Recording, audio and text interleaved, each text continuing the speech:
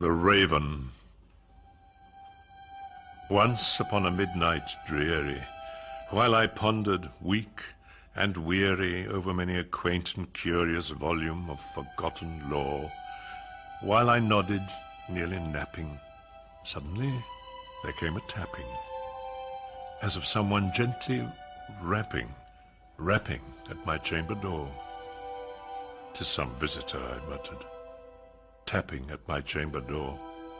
Only this, and nothing more. Distinctly I remember it was in the bleak December, and each separate dying ember wrought its ghost upon the floor. Eagerly I wished the morrow.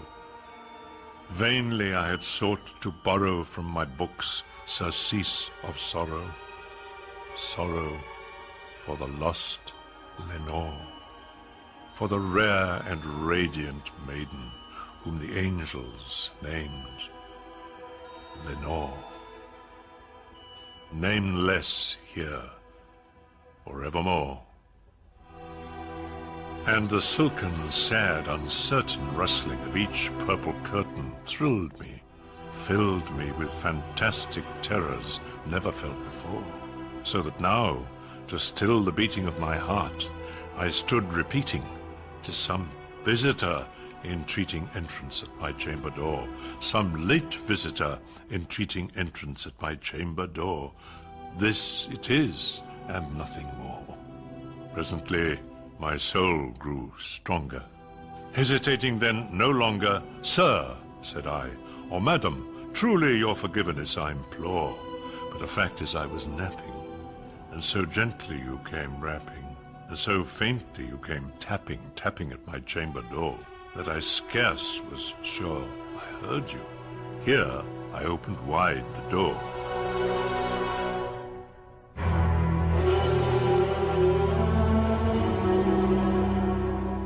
Darkness there, and nothing more.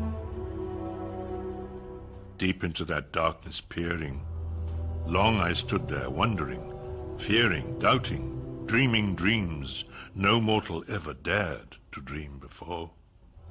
But the silence was unbroken, and the darkness gave no token, and the only word there spoken was the whispered word, "Lenore." This I whispered, and an echo murmured back the word, "Lenore." Merely this, and nothing more. Back into the chamber turning, all my soul within me burning, soon again I heard a tapping somewhat louder than before. "Surely," said I, "surely that is something at my window lattice. Let me see, then, what thereat is, and this mystery explore. Let my heart be still a moment, and this mystery explore. 'Tis the wind, and nothing more. Open here, I flung the shutter, when, with many a flirt and flutter, in there stepped a stately raven of the saintly days of yore. Not the least obeisance made he, not a minute stopped or stayed he, but with mien of lord or lady, perched above my chamber door, perched upon a bust of Pallas, just above my chamber door, perched and sat, and nothing more. Then this ebony bird, beguiling my sad fancy into smiling, by the grave and stern decorum of the countenance it wore, "Though thy crest be shorn and shaven, thou," I said, "art sure no craven, ghastly, grim, and ancient raven, wandering from the nightly shore. Tell me what thy lordly name is on the night's Plutonian shore." Quoth the raven, "Nevermore."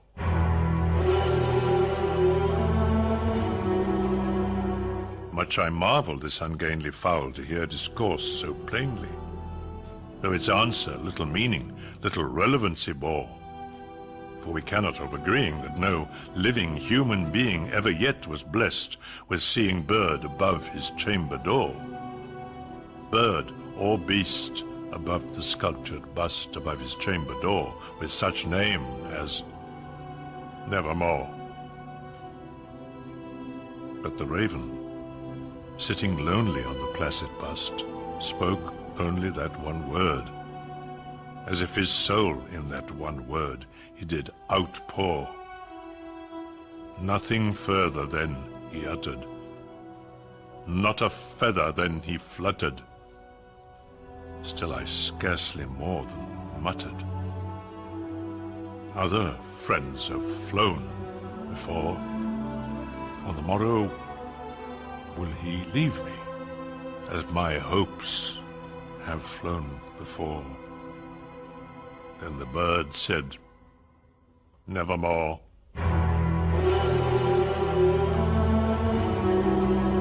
Startled at the stillness broken by replies so aptly spoken.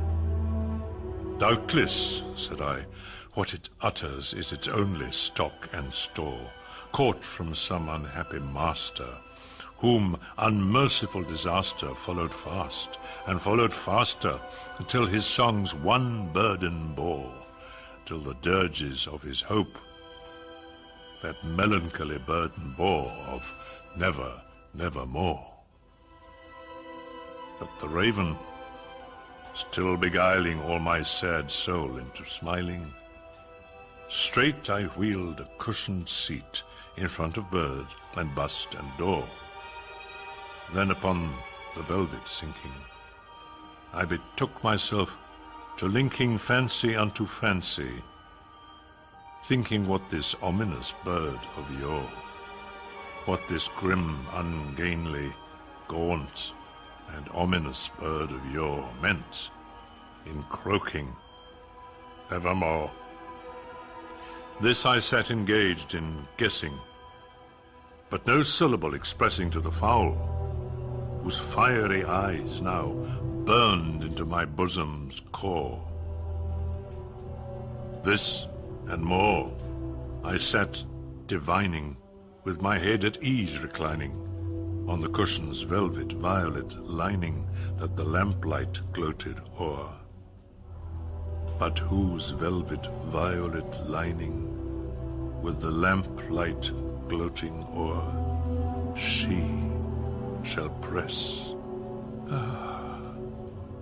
nevermore. Then methought the air grew denser, perfumed from an unseen censer swung by seraphim, whose footfalls tinkled on the tufted floor. Wretch, I cried, thy God hath lent thee. By these angels he has sent thee respite, respite and nepenthe from thy memories of Lenore.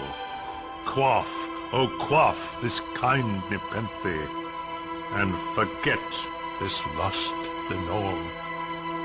Quoth the raven, Nevermore.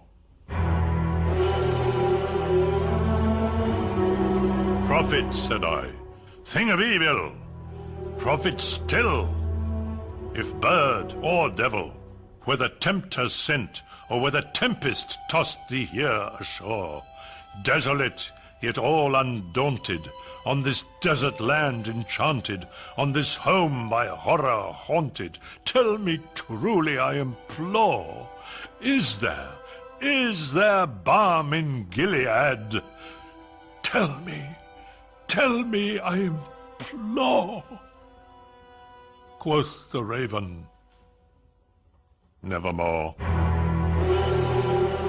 Prophet, said I, thing of evil, prophet still, if bird or devil, by that heaven that bends above us, by that God we both adore, tell this soul with sorrow laden, if within the distant Aidenn it shall clasp a sainted maiden whom the angels named Lenore.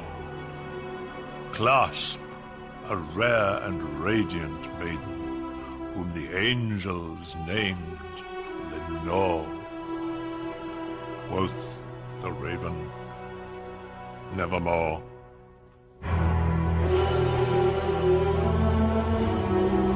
Be that word our sign of parting, bird or fiend.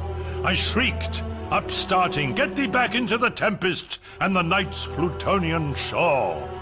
Leave no black plume as a token of that lie thy soul hath spoken.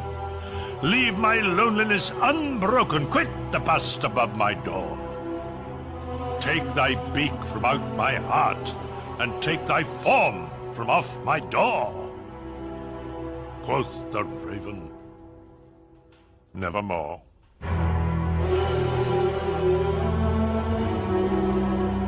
And the raven, never flitting, still is sitting. Still is sitting on the padded bust of Pallas, just above my chamber door. And his eyes have all the seeming of a demon's that is dreaming, and the lamplight o'er him streaming throws his shadow on the floor. And my soul, from out that shadow that lies floating on the floor, shall be lifted nevermore.